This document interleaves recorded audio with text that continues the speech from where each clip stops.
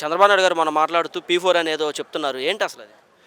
Sir పీ4 అనేది ఏంటంటే అసలు జగన్మోహన్ రెడ్డి గారు దానికి డేటాతో సహా వివరించేశారండి.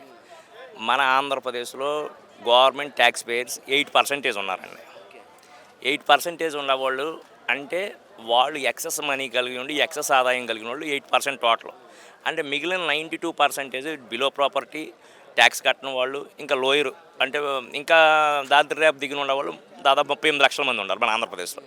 ఆ 38 లక్షలని పైకి తీసుకోవడం రావడం కోసం ఆయన ఏం చేశాడంటే ఆల్రెడీ 30 ఇళ్ల స్థలాలు లేని 32 లక్షల మందికి ఇళ్ల స్థలాలు ఇచ్చేసి ఒకసారి ఆయన లక్షాధికారులను చేశాడు. ఇంకా కనుక ఈ టర్మ్ కూడా ఉండుంటే వాళ్ళందరికీ ఇల్లు కట్టించి ఇంకొంచెం ఉన్న స్థితి నుంచి ఉన్నత స్థితికి ఇంకొంచెం పైకి లేపేవాడు.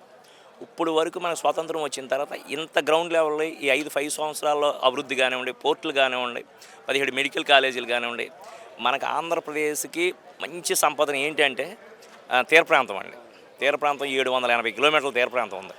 దాన్ని ఉపయోగించుకోవడం కోసం అన్ని పోర్టులు కానివ్వండి, ఈ మత్స్యకారులు తండేలు సినిమాలో చూపించినట్టు విధంగా వాళ్ళు ఎక్కడికో వేరే చేసి వెళ్ళిపోతున్నారని, ఈ మత్స్య సంపదని బాగా అభివృద్ధి చెందించాలని ఆయన హార్బర్స్ని, ఫిషింగ్ హార్బర్స్ని ఇటన్నింటిని కూడా డెవలప్ చేశాడండి.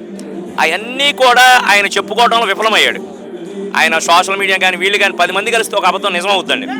చంద్రబాబు నాయుడు గారికి ఉండదు, ఆయన ఒక కుల మీడియా కానివ్వండి, స్థితిమంతులు ఆర్థిక స్థితిమంతులు కానివ్వండి, ఈ పేదవాళ్ళు కూడా ఎక్కువగా ఆశపడిపోయి ఇక వాళ్ళు వాగ్దానాలు జగన్మోహన్ రెడ్డి గారి కంటే ఎక్కువ సంక్షేమ పథకాలు అందిస్తా అన్నారు. అంటే జగన్మోహన్ రెడ్డి గారు పథకాలు ఇచ్చి సోమరిపోతులు చేశాడు అంటున్నారు కదా.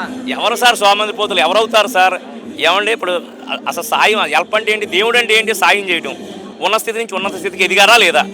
ఇప్పుడు విద్యా వైద్యం గవర్నమెంట్ బాధ్యత అని నమ్మిన వ్యక్తి జగన్మోహన్ రెడ్డి అండి. విద్యా వైద్యం ఎవరు తిప్పలాలు పడాల్సిందేనని చంద్రబాబు నాయుడు గారు పాలసీ అండి.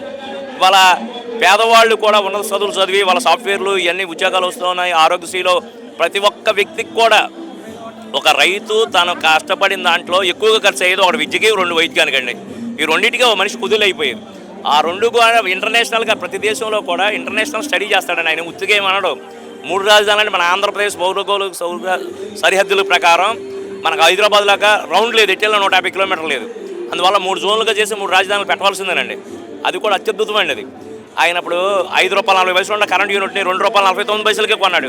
దానివల్ల ₹1,00,000 కోట్ల ఆదాయాన్ని గవర్నమెంట్కి తీసుకొచ్చాడు జగన్మోహన్ రెడ్డి.